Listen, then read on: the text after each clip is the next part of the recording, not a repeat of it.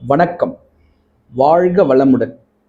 மூவிரு முகங்கள் போற்றி முகம்பொழி கருணை போற்றி ஏவரும் துதிக்க நின்ற ஈராறு தோள் போற்றி காஞ்சி மாவடு வைக்கும் செவ்வேல் மலரடி போற்றி அண்ணான் சேவலும் மயிலும் போற்றி திருக்கைவேல் போற்றி போற்றி வெற்றிவேல் முருகனுக்கு அரோகரா. வேட்டையாடும் வீடு, இதுதான் நம்ம இன்னைக்கு பார்க்க போகிறோம். இது முழுக்க முழுக்க வாஸ்து சம்பந்தப்பட்ட விஷயம்தான். இந்த வீடியோ பதிவில் ஒரு வீடு கட்டணும், அந்த வீட்டில் நாங்கள் நல்லா வாழணும் அப்படின்ற எண்ணத்தில் தான் எல்லாருமே வீடு கட்டுறோம். அப்படி கட்டி நல்ல வாழ்க்கை வாழ்கின்றோமா என்பது எல்லாருடைய மனதிலும் இருக்கக்கூடிய ஒரு கேள்வி. அதாவது கோட்டீஸ்வரன்லேருந்து லட்சாதிபதியிலிருந்து அது நடுத்தர பணக்காரர்கள் இருந்து வீடே இல்லாமல் மரத்தடியில் படுத்து கொண்டு இருக்கக்கூடிய மனிதர்களுடைய நிலைமை இப்படி தான் இருக்குது. நீங்கள் மரத்தடியில் பத்துக்கிறவனை போய் கேட்டிங்கன்னா, என்னப்பா சந்தோஷமாக இருக்கிறேன்னா, என்ன ஐயா எனக்கு படுக்கிறதுக்கு கூட இடம் இல்லை, மரத்தடியில் படுத்துக்கிறேன், என்னை சந்தோஷமாக இருக்கிறேன்னு கேட்டால் நான் என்ன பதில் சொல்கிறதுமா? இதே நடுத்தர மக்களை போய் கேட்டிங்கன்னா, வர்ற வருமானமும் சாப்பிட்றதுக்கும் பத்த மாட்டேங்குது, எங்களுக்கு கையில் மீற்றவும் முடியல, எங்களுக்கு ஒன்றுமே பண்ண முடியல, ரொம்ப கஷ்டப்படுறான்னாங்க. இந்த லட்சாதிபதி கோட்டீஸ்வரன்லாம் போய் பார்த்தீங்கன்னா, அவங்கள கேட்டிங்கன்னா என்ன சந்தோஷமாக இருக்கிறீங்களான்னா, எங்கங்க நாங்கள் சந்தோஷமாக இருக்கிறோம், பணம் வருதுங்க, ஆனால் நிம்மதி கிடையாதுங்க, எங்ககிட்ட உட்காந்து எங்களால் நல்ல சாப்பாடு சாப்பிட முடியல. காரணம் என்னென்னா, எங்களுக்கு எல்லா வியாதியும் இருக்குது எங்கள் உடம்புல, நாங்கள் என்ன பண்ணுறதுனே தெரியல, ரொம்ப கஷ்டப்படுறோம் நாங்களும் அப்படின்றாங்க. அப்போது கஷ்டப்படாத மனிதர்கள் யார்? அப்போ ஒரு நல்ல வீடுன்னா அவங்கள கஷ்டம் கொடுக்கக்கூடாது தானே. அப்போது நல்ல வீடுன்னா எந்த அமைப்பில் இருக்கும்? ஏன் பணம் வருது, கஷ்டமும் வருது? மரத்தடியில் படுத்துங்கிறோம், நிம்மதியாக படுத்துங்கிறான்னு சொல்கிறோம், அவனுக்கு பணம் இல்லைன்ற ஒரு கஷ்டத்தில் இருக்கான். ஏன்னா எனக்கு படுக்கிறதுக்கு நிரந்தரமான ஒரு இடம் கிடையாது அப்படின்றான்.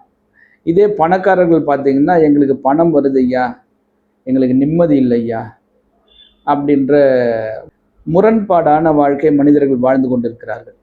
அப்போ இந்த முரண்பாடை களையணும் அப்படின்னா அதுக்கு என்ன பண்ணணும் அப்படின்னு பார்க்கும்பொழுது, இப்போ மரத்தடியில் ஒருத்தன் படுத்துங்கிறான்னு வச்சுக்கோங்களேன், ரோட்டில் படுத்துங்கிறான், மரத்தடியில் படுத்துங்கிறான், அவனுக்கு இடமே இல்லைன்னா அவன் நிம்மதியாக இருப்பானுடைய அடுத்தவனுடைய பார்வையெல்லாம் பார்த்தீங்கன்னா அவன் நிம்மதியாக இருக்கான் அப்படின்னு தான் தோணுது.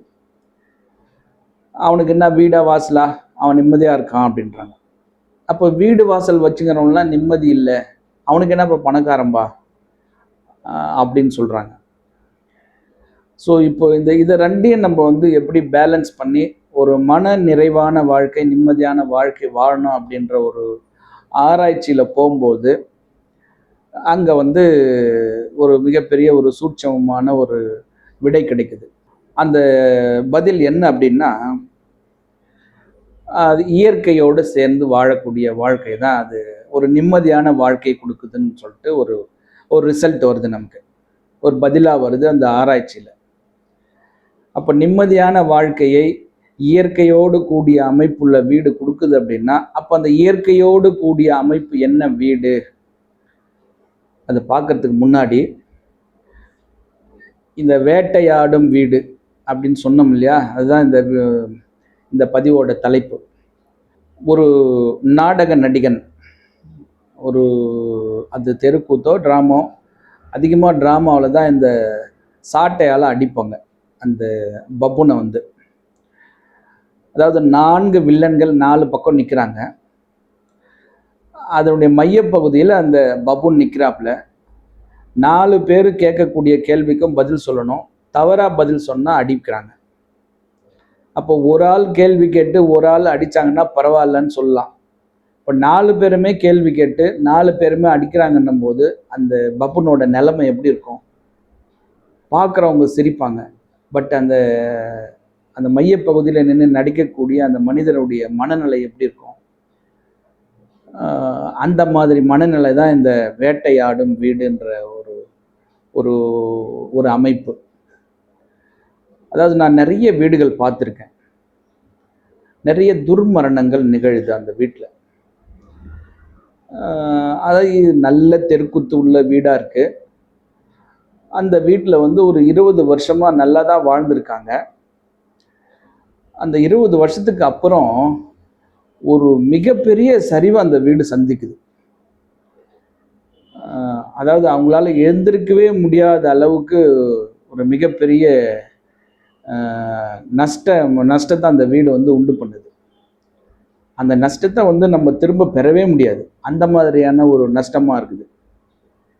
இப்போ பணம்லாம் சம்பாதிச்சுக்கலாம், பொருட்கள்னால் திரும்ப அதை வந்து சம்பாதிச்சுக்கலாம்.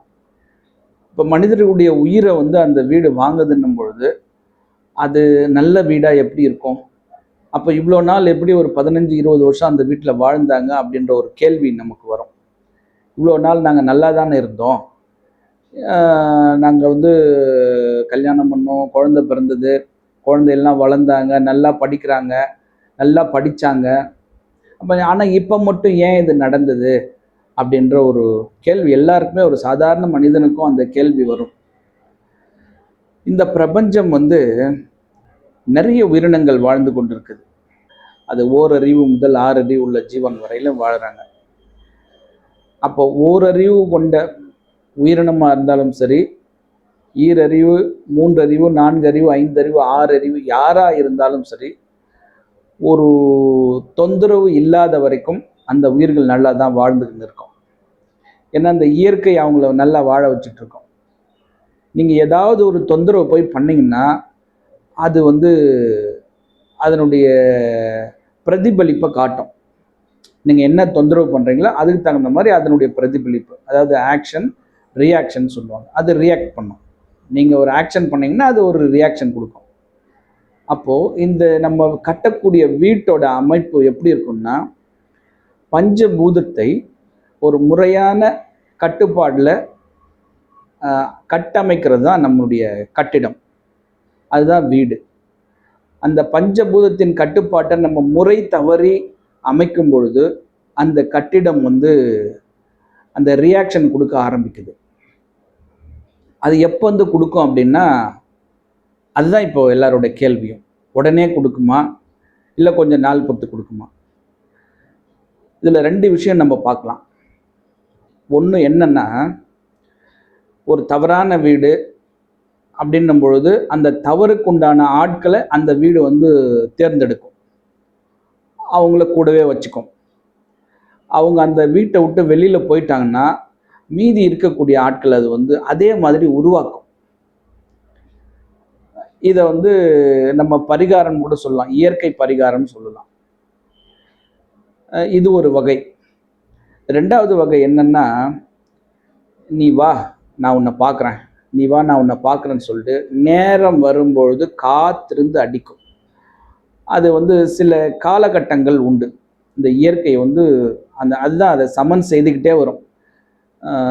ஒரு வீட்டோட அமைப்பை பொறுத்து இந்த வீட்டில் இத்தனை ஆண்கள் தான் இருக்கணும், இத்தனை பெண்கள் தான் இருக்கணும், அதுவும் இத்தனை காலத்து வரைக்கும் தான் இருக்கணுன்ற ஒரு கட்டமைப்பில் அந்த இயற்கை வந்து வெயிட் பண்ணிக்கிட்டே இருக்கும். அந்த வெயிட் பண்ணி அந்த காலம் வரும்போது டக்கு டக்கு டக்கு டக்கு டக்கு டக்குன்னு அந்த வீட்டில் இருக்கக்கூடிய ஆட்களை வந்து வெளியேற்றும்.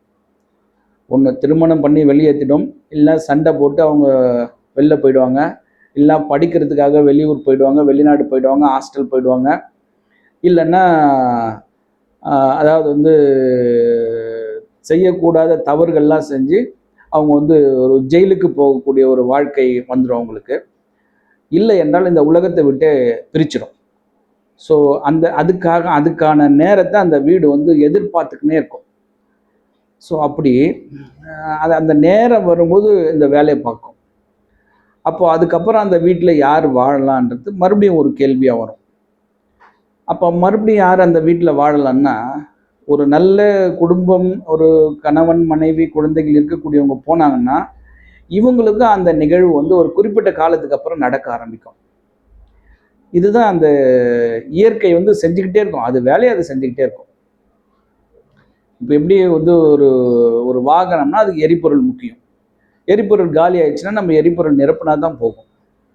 ஒரு வண்டின்னா நிறுத்துறதுக்கு ஒரு பிரேக் வேணும். பிரேக் இல்லைன்னா அந்த வண்டி ஓடிக்கிட்டே இருக்கும். வண்டி நேராக ஓடிக்கிட்டே இருக்குமா?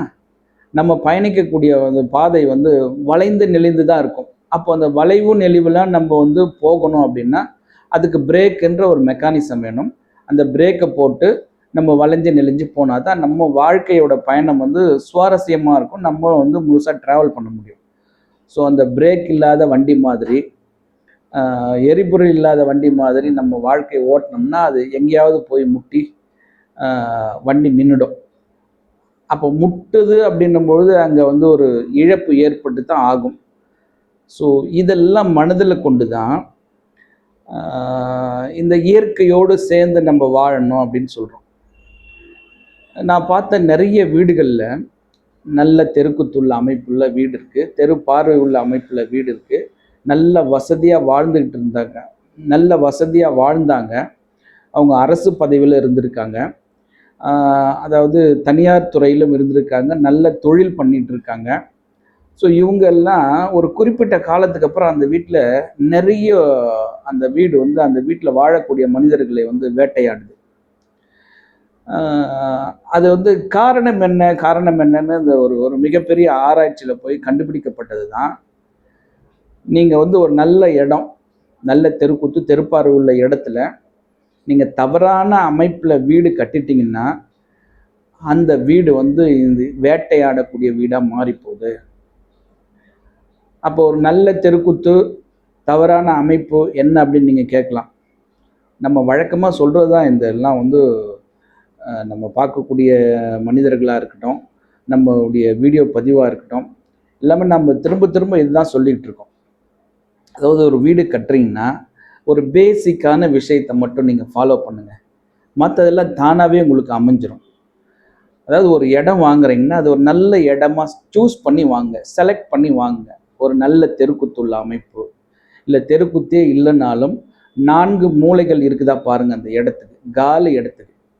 அப்படி 4 மூலை இல்லைங்க, எனக்கு வந்து ஒரு மூலை எக்ஸ்ட்ரா இருக்குது, 5 மூலை வருது, 6 மூலை வருது அப்படின்னா ஒரு 2 பக்கம் வந்து எக்ஸ்டெண்ட் ஆகிருக்குது அப்படின்னு நம்ம எடுத்துக்கலாம், இல்லை கட் ஆகிருக்குதுன்னு எடுத்துக்கலாம். அப்போ கட்டானதை சரி பண்ணி நம்ம 4 மூலையாக மாற்றி நம்ம அதில் வீடு கட்டலாம். இது ஒரு பேசிக்கான அமைப்பு.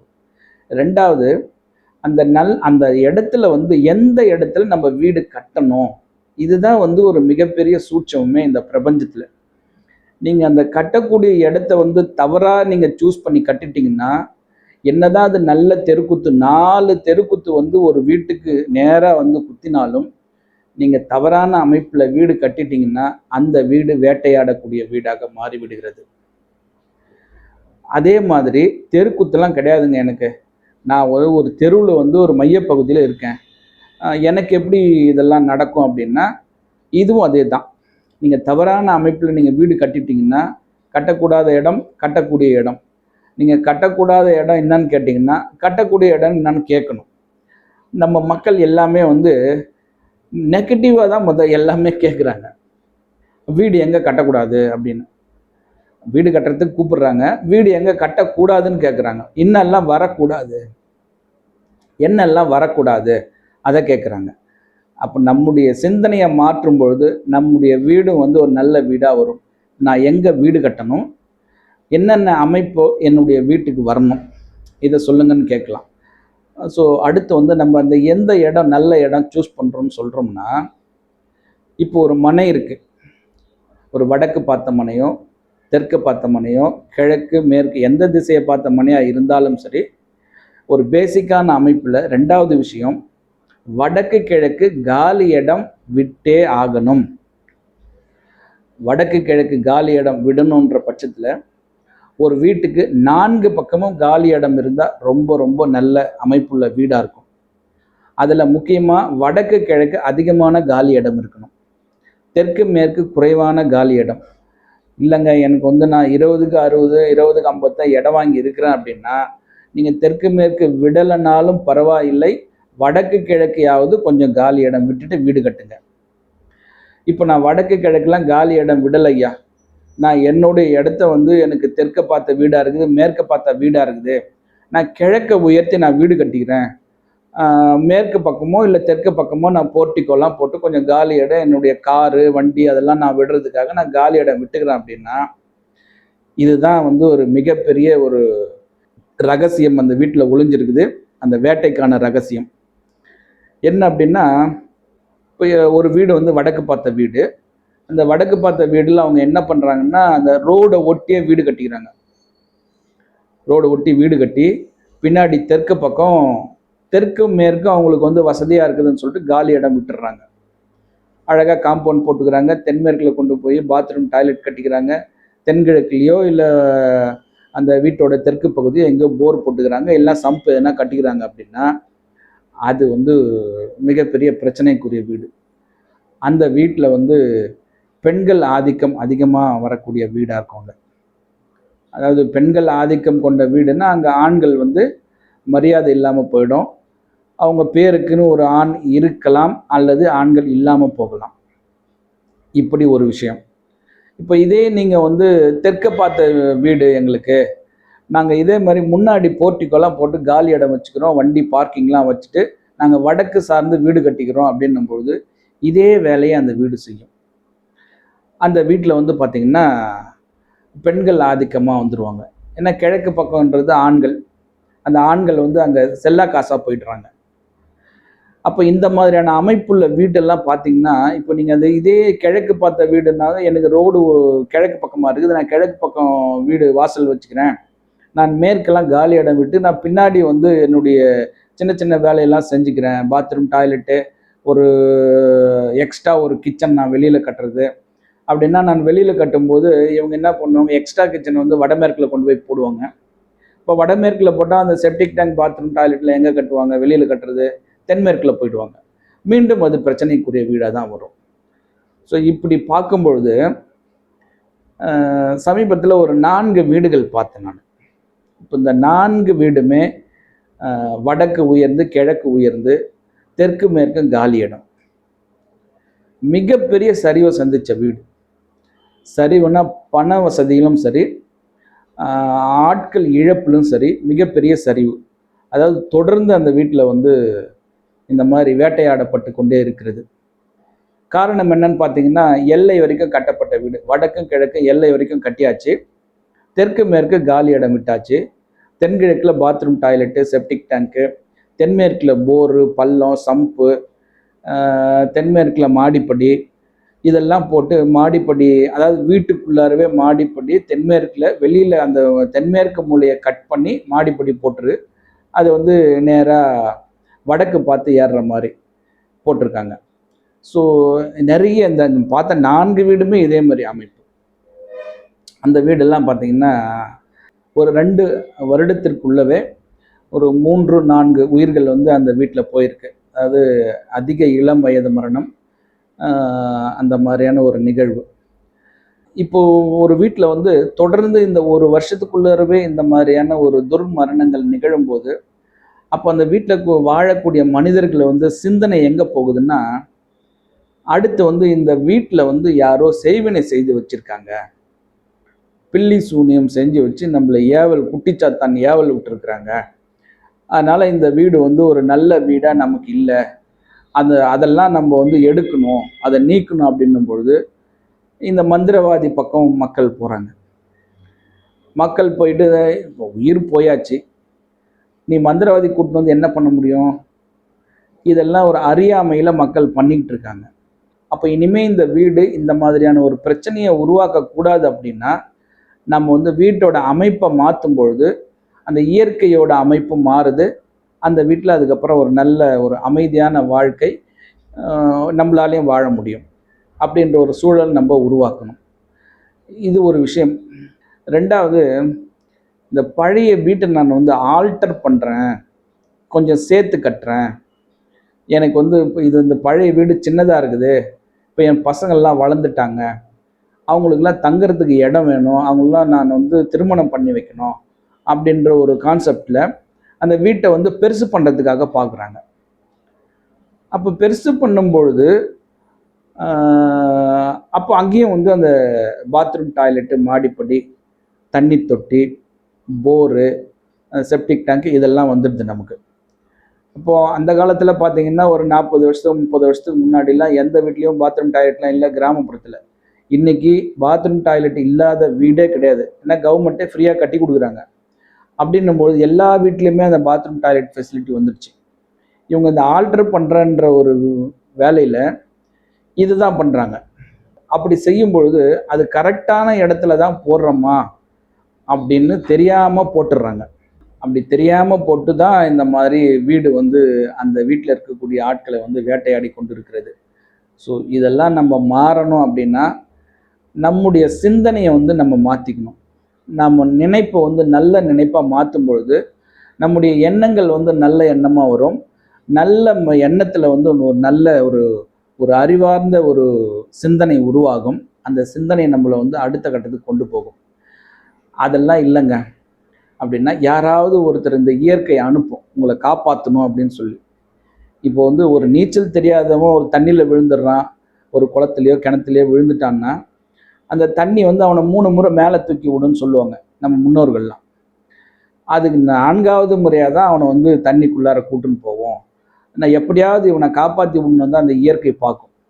அந்த வகையில் பார்க்கும்போது நீங்கள் வீடு ஆல்ட்ரு பண்ணுறீங்க, இல்லை புதுசாக வீடு கட்டுறீங்க அப்படின்னா யாராவது ஒரு வழிபோக்கரா வந்து, ஏன்பா நீ இந்த மாதிரிலாம் பண்ண போறியா, இது பண்ணாத, இது தப்பு, இது பண்ணக்கூடாது, இது செய்யாத அப்படின்னு சொல்லுவாங்க. ஆனால் நம்ம அது எதுவுமே காதில் வாங்கவே மாட்டோம். இந்த காதில் வாங்கி இந்த காதில் விட்டுப்போம். நான் உன்னை கூப்பிடவே இல்லையே, நான் உன்னை எதுவுமே கேட்கலையே, என் விருப்பத்துக்கு நான் செய்கிறேன், நீ என்ன வந்து சொல்லிட்டு இருக்க, நீ ஏன் சம்மன் இல்லாமல் ஆஜராகிற அப்படின்னு சொல்லி அவங்க வந்து நோஸ் கட் பண்ணி அனுப்புவாங்க. அப்போ இதெல்லாம் வந்து பிரபஞ்சம் நமக்கு ஒவ்வொரு விஷயத்தையும் சொல்லிக்கிட்டே இருக்கும், அடுத்து என்ன நடக்க போகுதுன்னு. அதை நம்ம புரிஞ்சு போனோம்னா நம்ம காப்பாற்றப்படுவோம், நம்ம சந்ததியும் காப்பாற்றப்படும். நம்ம வீடு வந்து நம்மளை வந்து ஒரு நல்ல மனிதர்களாக உருவாக்க அது காரணமாக இருக்கும். அதை நம்ம புரிஞ்சு நடந்துக்கும் போது, இந்த இயற்கையை புரிஞ்சு நடக்கும் பொழுது இதெல்லாம் நம்ம யாருமே ஃபாலோ பண்ணுறதில்ல. அப்படி பண்ணாததுனால இப்போ பார்த்தீங்கன்னா மக்களுக்கு வந்து அரசாங்கம் பணம் கொடுக்குது, எல்லாமே இலவசமாக கொடுக்குது. இதெல்லாம் வந்து மக்கள் மனசில் வச்சுக்கிட்டு யார் என்ன சொன்னால் என்ன, கவர்மெண்ட் எனக்கு வந்து அரிசி பருப்புலாம் கொடுத்துட்றாங்க, மாதம் 1000 ரூபாய் கொடுக்குறாங்க, அது இல்லாத நிறைய அரசாங்க சலுகை எங்களுக்கு இருக்குது, நாங்கள் ஏன் இதெல்லாம் ஃபாலோ பண்ணோம், எங்களுக்கு வர வேண்டியது வந்துக்கிட்டே இருக்குன்னு சொல்லி நிறைய மக்கள் இந்த பாதிப்பில் உள்ளாகியிருக்காங்க. இன்னும் ஒரு சிலர் பார்த்தீங்கன்னா எனக்கு எல்லாமே தெரியும் அப்படின்ற ஒரு அதிகப்படியான ஒரு மனநிலையில் அவங்களுடைய ஃபேமிலியை வந்து இழந்துக்கிட்டு இருக்காங்க. அது பெரிய இழப்பு வந்ததுக்கு அப்புறம் தான் இதனால் கூட இருக்கலாமோ அப்படின்ற ஒரு ஒரு மனநிலைக்கு வந்து அதுக்கப்புறம் அதை வந்து சரி பண்ணுறதுக்கு முற்படுறாங்க. இப்போ என்ன பண்ணுறது, கண் கெட்ட பிறகு நம்ம சூரியன் நமஸ்காரம் எப்படி பண்ண முடியும்? இருக்கும்போதே நம்ம சூரியனை வந்து நம்ம வழிபாடு செஞ்சோம்னா நம்ம சந்ததி வந்து நல்லாயிருக்கும். அப்படி தான் நம்ம முன்னோர்கள், அதனால தான் காலையில் பார்த்தீங்கன்னா சூரிய வழிபாடு பண்ணுங்க அப்படின்னு சொல்லியிருக்காங்க. இன்னும் ஒரு சில இந்த பிராமணர்கள்லாம் பார்த்தீங்கன்னா ரொம்ப ஒரு நல்ல வேலை பார்ப்பாங்க. காலையில் வந்து சந்தியாவந்தனம் பண்ணுவாங்க, மதியம் ஒரு உச்சி பொழுதில் ஒரு சந்தியாவந்தனம் பண்ணுவாங்க, சாயந்தரம் சூரிய அஸ்தமனத்துக்கு முன்னாடி ஒரு சந்தியாவந்தனம் பண்ணுவாங்க. இதெல்லாம் வந்து காரணம் என்ன அப்படின்னா அவங்களுடைய அந்த அறிவு வந்து பிரகாசமாக இருந்து அடுத்து என்ன நடக்க போகுதுன்றது அவங்க புரிஞ்சுக்கிறதுக்காக இதெல்லாம் இறைவனால் கொடுக்கப்பட்ட சமிக்ஞையாக அவங்க வந்து எடுத்துக்கிறாங்க. இதெல்லாம் செஞ்சால் நமக்கு வந்து நம்ம அடுத்து என்ன நடக்க போகுதுன்னு நம்ம புரிஞ்சுக்கலாம் அப்படின்னு சொல்லி. ஆனால் மற்ற மக்கள்லாம் வந்து அதெல்லாம் பண்ணுறதில்ல. அவங்க ஏதாவது ஒரு தவறான வழியில் பணம் அவங்களுக்கு வந்துக்கிட்டே இருக்கும்பொழுது அப்படின்லாம் சொல்லலாம். வேறு வகையில் ஒரு வகையில் அவங்களுக்கு வந்து பணம் வந்துக்கிட்டே இருக்கும்பொழுது பணம் தான் நமக்கு வருது, பணத்தை வச்சு நம்ம எல்லாம் பார்த்துக்கலாம் அப்படின்னு போயிட்டு எதையுமே கன்சிடர் பண்ணாமல் ஒரு தீர்க்க முடியாத நோயில் போய் மாட்டிக்கிறாங்க. அதுக்கப்புறம் இந்த மாதிரி வீடு வந்து வேட்டையாடி கொண்டே இருக்கிறது. ஸோ இந்த வேட்டையாடுறத வீடு நிறுத்தணும் அப்படின்னா நீங்கள் இந்த பிரபஞ்சத்தை கவனிக்க பாருங்கள், இந்த பிரபஞ்சத்தோடு நீங்கள் ட்ராவல் பண்ணுங்கள், நீங்களும் ஒரு அமைதியான மனநிறைவான வாழ்க்கையை அந்த வீடு உங்களுக்கும் கொடுக்கும். ஸோ இந்த அற்புதமான தகவலை கொடுக்க உதவிய பிரபஞ்சத்திற்கு என் மனமார்ந்த நன்றி. மீண்டும் ஒரு நல்ல வாஸ்து தகவலோடு சந்திக்கின்றேன்.